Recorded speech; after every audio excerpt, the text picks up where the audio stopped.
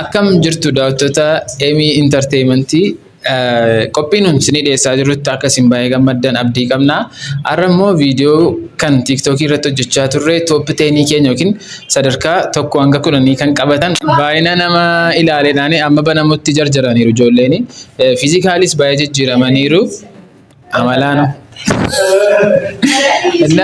tokko hanga 10 kan jiru waliin ilaalla. Tokko hanga 3 kan qabatee jiru amanuuf baay'ee sin rakkisa.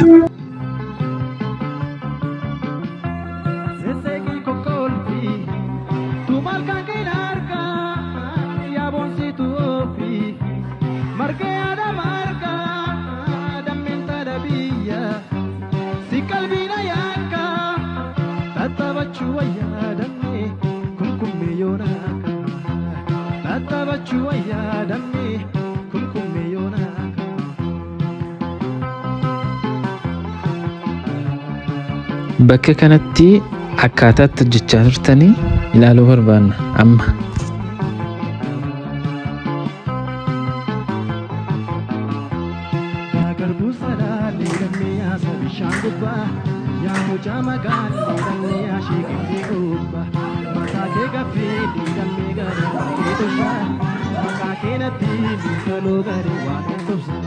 Sadarkaa 9ffaa kan qabatee jiru. Aboo ammaan tana sirba dirree shaggaa tokkoon isinii taphadha. Bakka mari'essuuf ni ilaallaste.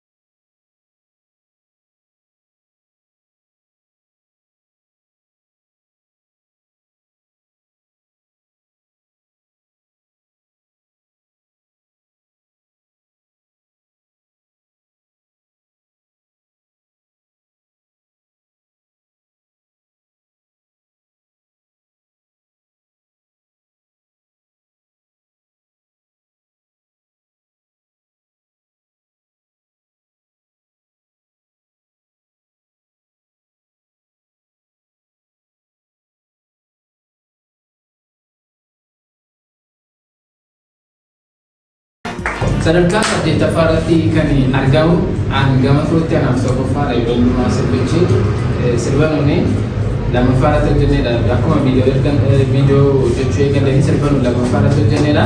Sirba hundumaa keessaati anaaf tokkoffaadha. Daawwattoota keenyaaf garuu sadarkaa 8ffaa irratti waliin ilaalla.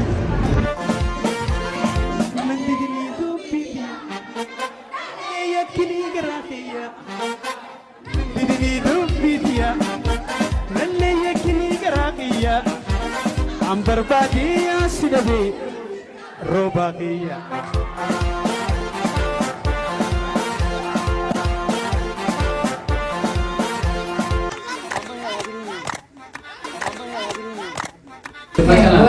Anani fiilia kanatti dhagahama yeroo biloogummaa laatu baay'een jaalladha.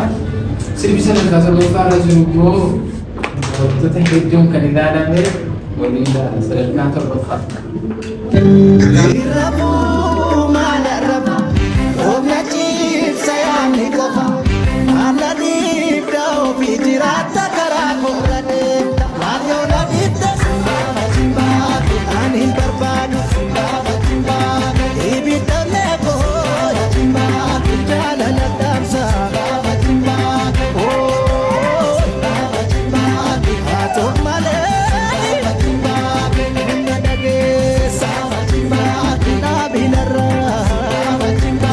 Sadarkaa 6ffaa irratti argamu sirba artistiin baay'ee jaallan Hacaaluu Hundeessaadha.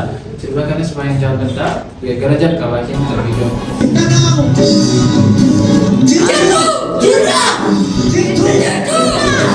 Booranaa jirtu ijoollee Wallaggaa jirtu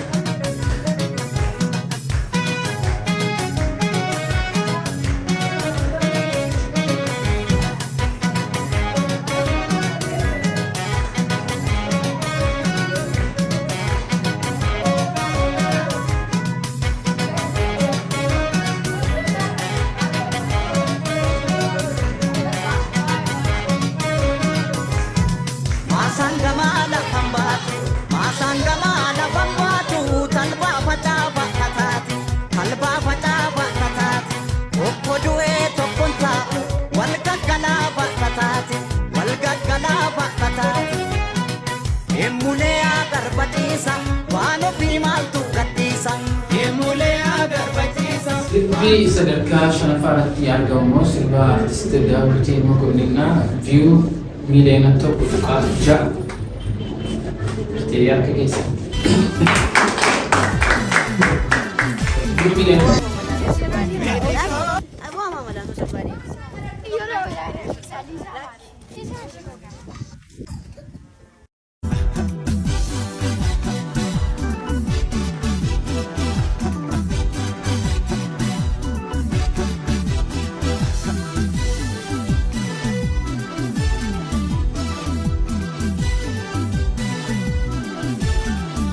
Mediko gataime ija kisa silala akajaiba. Mediko gataime ija kisa silala akajaiba.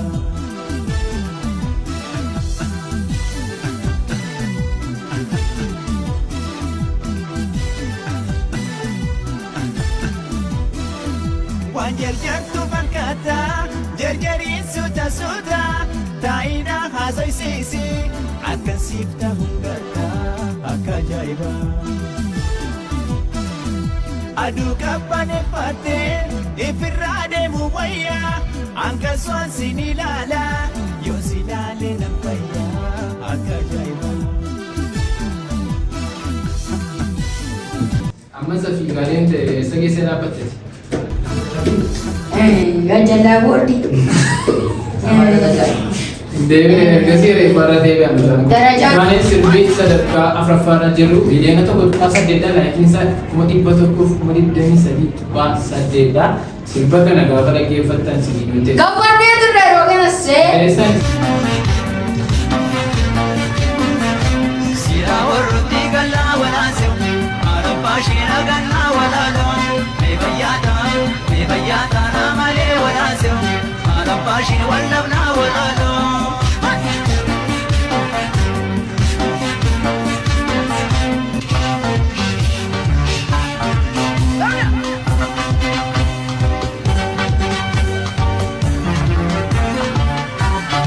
Sirbi sadarka irratti immoo sirba afaan Amaariffaa. Ofiisariin keenya almost. Sirbi kuni osoo laayikiidhaan ta'e tokkoffaarra sababni isaas laayikii aga kan akan qaban jiru viidiyoo keenya keessa garuu viiyuudhaan agarra.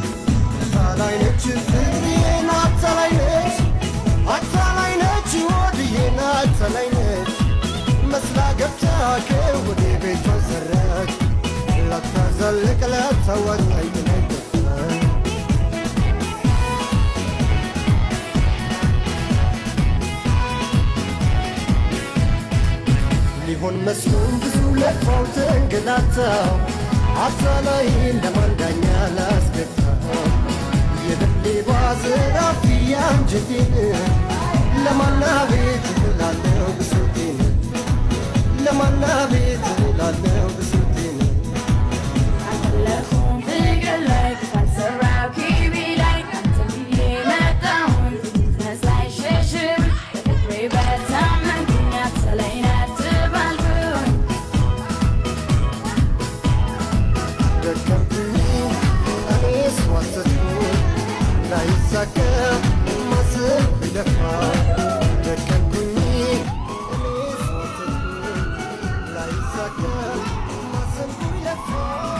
Dhumarratti ambulaansiidhaan ba'e dadhabee laphee isaa cabe. Adooshaan cabsi cabuu kophaa miti. Ani beekudha. Akka biyya kanaatti ispoortii barsiisuudhaan eeyoodha. Wantee eedhaa ijoollee wantee dhalee. Ati taatu deenu meesiin jetteen bakka. Asirratti garuu waan xinnoo tokko wantee ni hunda keenya. Saaboon wandee nama amala qabu nama baay'ee cimaa magaalaa Naqamtee keessatti argamudha. Sikkeet Teekwaandoo mooraa. Itti fufnaa sirbii sadarkaa lammaffaa irratti argamus ammas sirba maariffaadha. Mana Oromoon keenya hin ciisiina. Gaafa sirba afaan Oromoon hojjennu laayikii godhaa irraa baradhaa isiniin jenna. Somaanii laayikii gochuun nama hin kaffalchiisu. Sirbi sadarkaa sadaffaa irratti amma argine laayikiin osoo ta'eeti sadarkaa tokkoffaa irra jira. Maafi 170dha. Garuu viiyuudhaan kan riyaaktii gochaa jiru miliyoona 1.8dha. Uummati Oromoo gaafa sirba afaan keenyaan hojjennu laayikii godhaa isiniin hin kaffalchiisu. Sheerii godhaa, riipostii godhaa. Kanaaf akkasitti nu jajjabeessitu waan biraadhaan miti. Sirbi sadarkaa lammaffaa irratti argamus ammas miliyoona 2dha viiyuunsaa waliin ilaalla. Amma xiqqoof lammaffaa ba'e.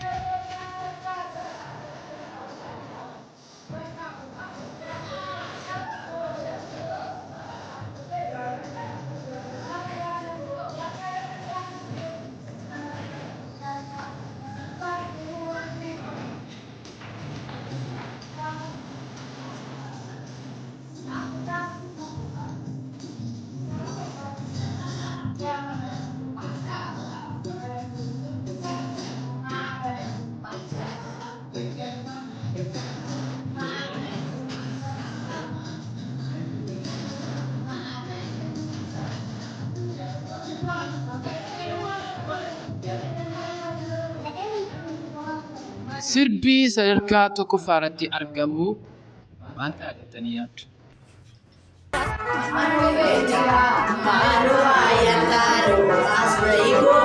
Waliin ilaalla. Miliyoona 2.1 viiyuunsaa. Sirba baay'ee jaallatameedha.